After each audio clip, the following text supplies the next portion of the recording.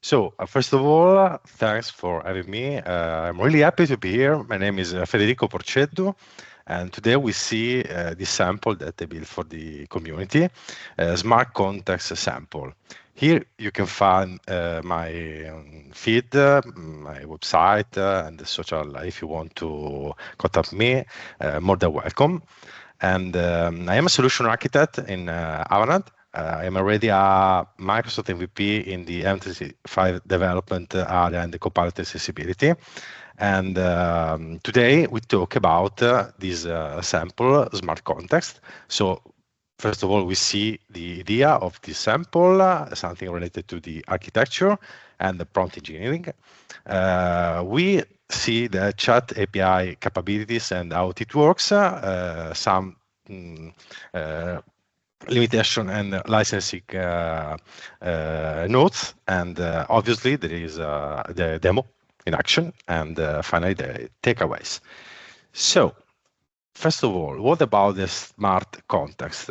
It is a simple solution that demonstrates how Copilot can be contextually embedded directly into a SharePoint page, because it is an SPFx application customizer that adds a floating side panel to any SharePoint page.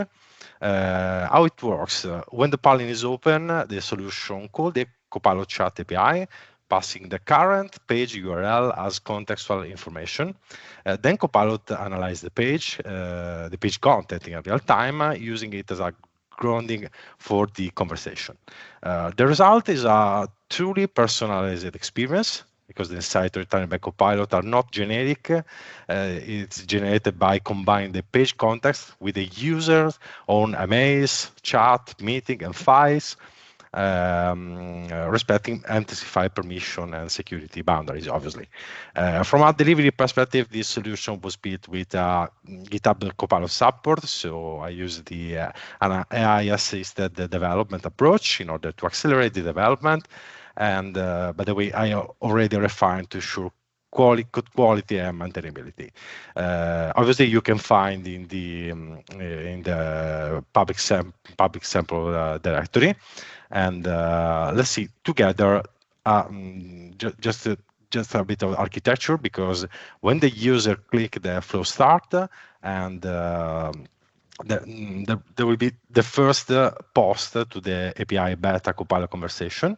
Then I send the prompt in a structure. It is a structured prompt because it explicitly includes the current page URL.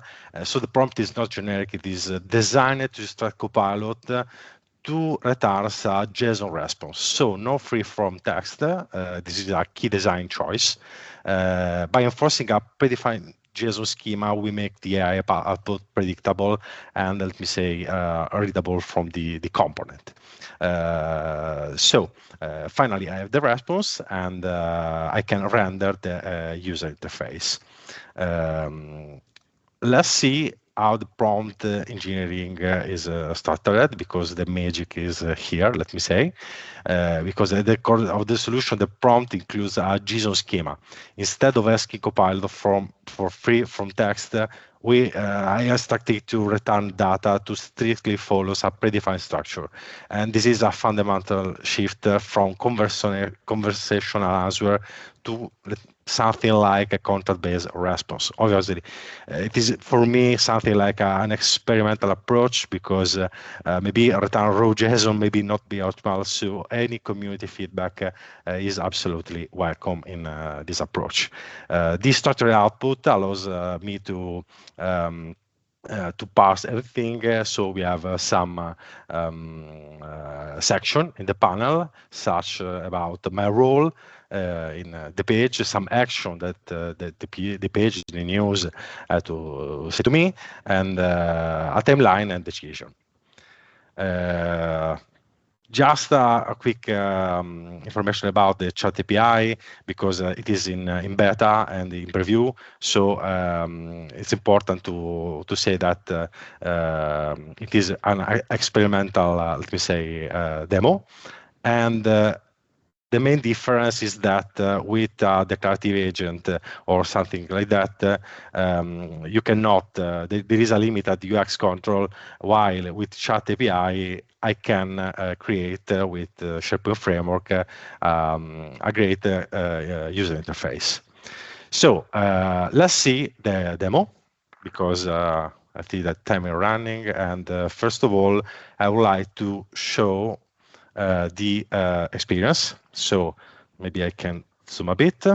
Here there is the SharePoint page and news, and the smart context is start with this button. And for instance, in this page, I am the user Ascanio, and it is the editor of the user. So I can click this button, and the panel start to analyze the page. So the post. I'm calling the API of Copilot Chat with a specific prompt, and we see in the code in a few minutes. And yes, there is this cool animation that GitHub Copilot helped me to do, because I'm not able to do this, obviously. And after some seconds, so just first feedback is that this API is not exactly fast, but it is in beta. So I'm using it in order to try how it works. And what happened is that here you can find the result. So here you can find a section about the author, and about how this page is related to me.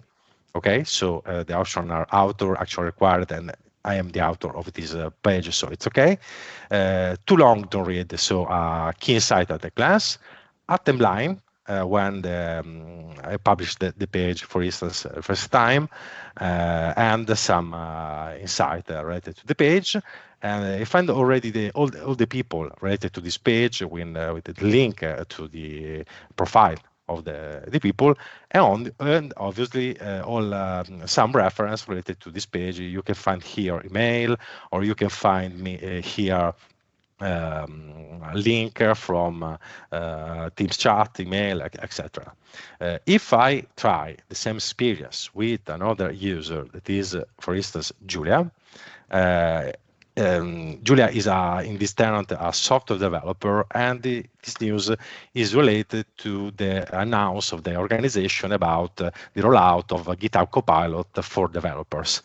So it is something that a software developer could be absolutely interested. So what happened is that okay, it's working. Let's see together the page here. There is, for instance, some comments, because Julia already commented this page. And the result is that why this page is important for Julia is important because she's a software developer. So what happened is that you can find all the link about all the reference related to this page, all the people related to this news, and obviously an activity timeline where you can find that you commented this page, and Ascanio replied this to your feedback. So let's see the code.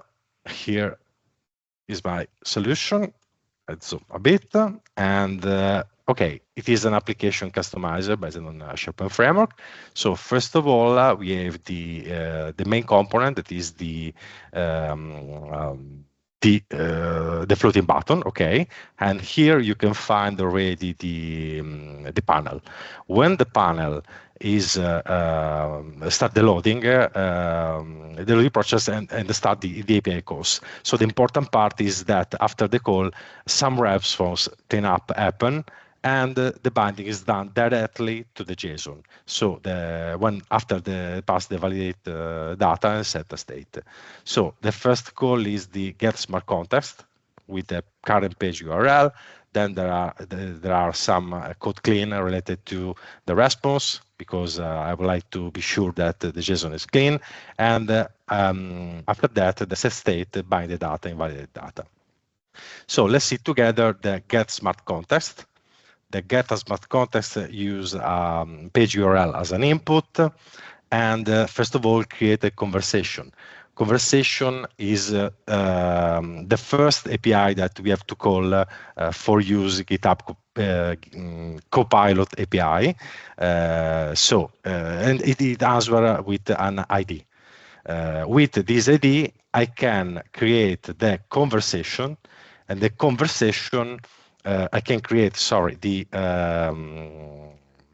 second call. This is the chat message API.